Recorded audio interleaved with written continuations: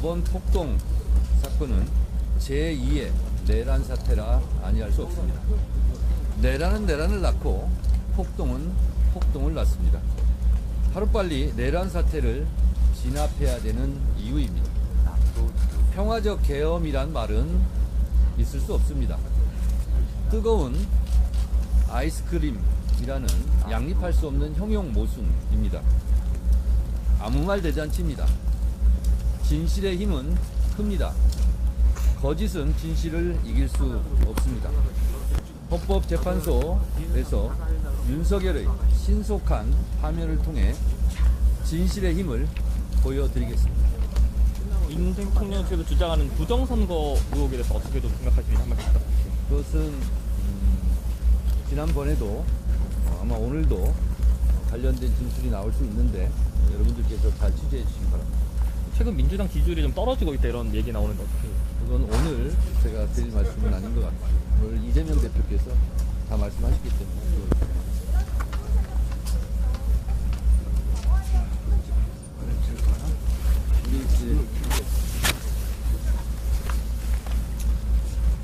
오늘은 대통령 탄핵 심판 사건의 제4회 변론 기일, 그리고 피청구인 윤석열 대통령의 비상계엄 선포로 대한민국이 극심한 혼란에 빠진 지 이제 51일이 되는 날입니다. 오늘부터는 증인에 대한 증거조사가 시작됩니다. 비상계엄 선포 전후에 벌어졌던 일들, 그리고 관련자들이 국회에 출석해서 진술한 것을 우리 온 국민이 TV 중계와 언론 보도를 통해서 생생히 지켜보았기 때문에 증인의 증언을 통해서 새로 확인해야 될 사항은 그리 많지 않을 것이라고 생각합니다. 그런데 그렇더라도 일련의 증거조사들이 신속하고 또 효율적으로 진행돼서 비상계엄 선포 전후의 사실관계가 명백하게 밝혀질 것을 기대합니다.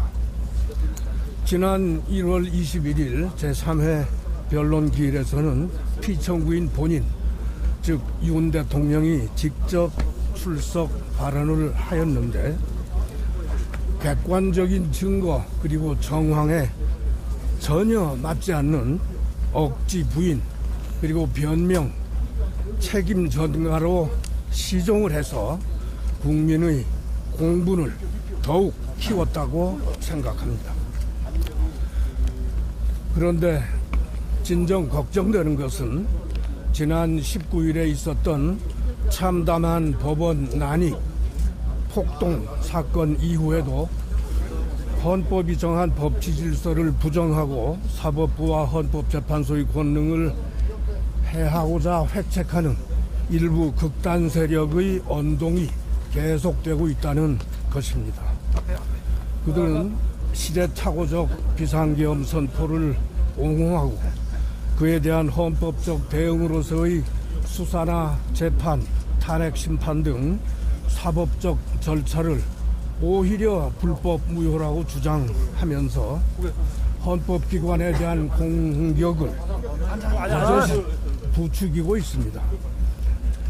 이는 대한민국의 법치주의 질서, 법 제도에 대한 공격이고 그것은 결국 대한민국이라는 우리 공동체 그 자체에 대한 공격이라고